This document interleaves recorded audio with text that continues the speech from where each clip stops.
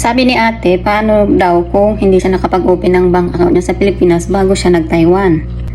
Pwede ka na po makapag-open ng Philippine bank account mo dito sa Taiwan through online. Ang kailangan mo lang is yung active na roaming number mo. I mean yung active na Philippine number mo. Yung GCash number po natin is automatic na po naka-roaming dito sa Taiwan.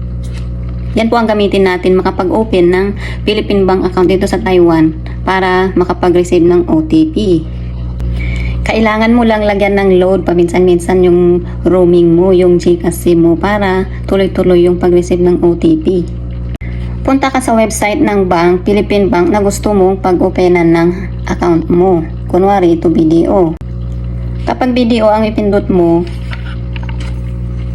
piliin mo yung Kabayan Savings account para makareceive siya ng pera galing abroad. Yan ang piliin mong account. Mag-fill up ka dyan at ang ilagay mong address mo is sa Pilipinas. Philippines ang ilagay mong address mo kasi nga gagamitin mo yung Philippine number mo, yung roaming mo. At kailangan hindi ka busy, yung free ka. Kasi dyan magpipicture ka dyan, pipicturean ka dyan online para dire-diretso yung pag-fill up mo ng form. Kapag okay na yung registration mo is, kailangan mong lagyan ng pera. Kahit i-try mo muna yung 1,000, tapos i-check mo yung sa account mo kung papasok yung 1,000, meaning okay na yung account mo. Lagyan mo yan ng pera para ma-activate.